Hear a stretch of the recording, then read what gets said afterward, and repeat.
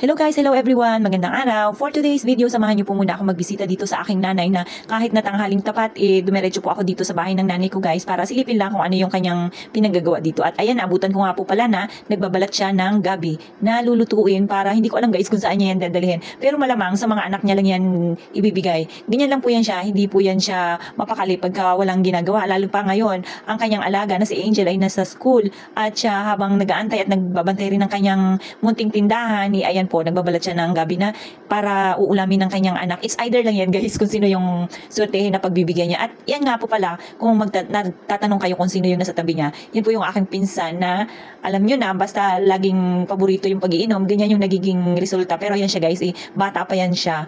Kaya lang, akala nyo, mukhang may edad na kasi nga po kakainom ng alak. Kaya kayo, ingat-ingat din kayo guys. Pagka medyo bata pa kayo, ingatan nyo yung sarili nyo. Tingnan itong pinsan ko na to, talagang paborito niya yung alak guys. Kaya ganyan, pagpasensyahan nyo, niloloko ko nga po yan dyan. Kaya lang talagang defensive. Sabi niya nga po, talagang malakas pa siya. O, di wow na lang.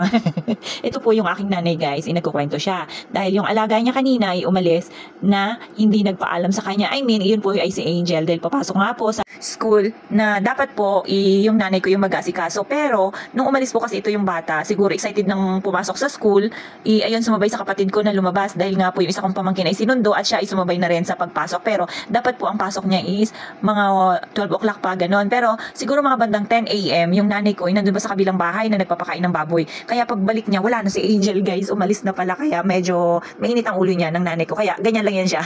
Kaya sumunod pa siya sa school ng kanyang alaga para asikasuhin. At yun, buti na lang guys, sakto naman na magkaklase pa lang.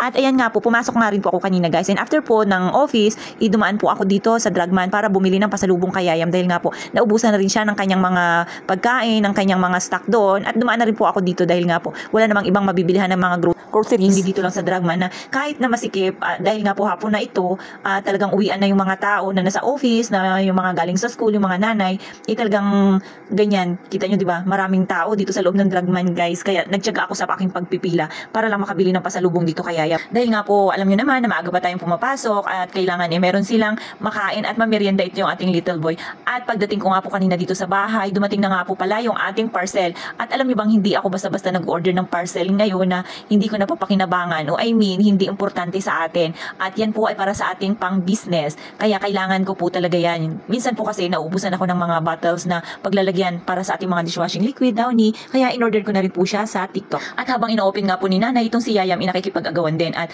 ayan, umupo na nga po ako dito sa tabi sa likod ni nanay. At talagang sa akin, ang focus ni Yayam, abay, mas matimbang talaga ako doon sa mga parcel guys. Dahil nga gustong magdede na naman. At after nga pong makapagdede sa akin, binalikan nga po ito yung box at kumuha pa talaga. So paano ba yun guys? Hanggang dyan lang po muna ang ating kwentuhan. Sana po hindi kayo nabitin.